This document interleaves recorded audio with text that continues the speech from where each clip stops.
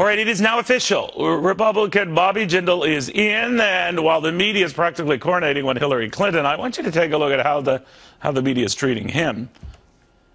So you got Politico using an old quote of his to label him as the stupid party's candidate. That's very refreshing. The Washington Post quoting a professor saying there's not much Indian left in him. And don't even get me started on Donald Trump. What does Donald Trump get for scoring the #2 spot in a Suffolk poll? A headline about his hair. Charlie Kirk says this is all hair-raising to him. Charlie's a young guy. But I think, Charlie, what you're saying is no wonder why young people who take this stuff in have such a cynical view of Republicans, right? Because it doesn't work the other way around. You're exactly right. And if it really was all about the hair, Rand Paul would be first in New Hampshire. But I digress on that. In reality, though, the like media has this. Hair, but I digress on that. But go ahead. It's a big field with lots of different hairstyles. We have to remember that. But back to what the media's been treatment of the Republican field versus that of the lack of treatment towards the Democrats. Whenever the media ever has anyone come on the airwaves and attack a Republican, it almost gets qualified as commentary or opinion. But if anyone ever goes out, when they attack a Democrat, whenever it attacks a Republican, it gets reported as news. It's completely different. So if anyone ever goes after a Democrat, it goes after opinion or commentary, like Peter Schweitzer's recent book. They say, oh, that's just an opinion book.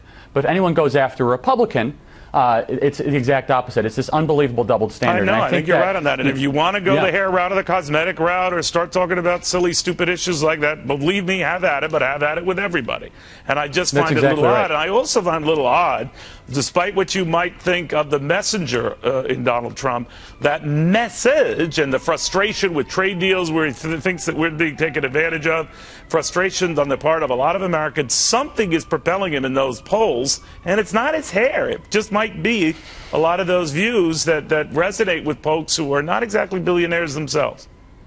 Right, and I think he's able to give permission to the other candidates in the 2016 field to talk about these less conventional issues. He obviously says it with incredible passion and sometimes in unconventional ways. But if you look at the two candidates that have really seen a recent surge, Donald Trump and Bernie Sanders, what do they really have in common? They have this really grassroots populist appeal, talking about trade deals, talking about how our government is serving an elite few. Bernie Sanders is a rock star, and Donald Trump should be under rocks. That's the difference. That's the way the media looks at it.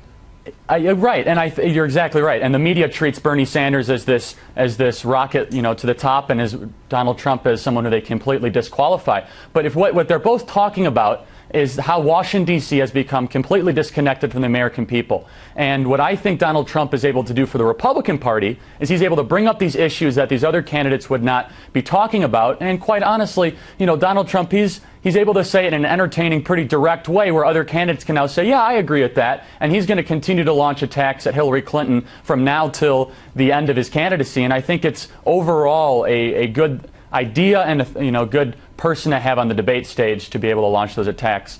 Because the media won't do it. It's good to have someone like Donald Trump do it. If you want to be cosmetic and shallow in your coverage with one, I say be cosmetic and shallow with all, but don't pick and choose what you want to pick a fight about. I don't know. It's just obnoxious. But no wonder why young people are so cynical. Not you, Charlie. Exactly right. We can only hope. All right. Thank you, my friend. Bye.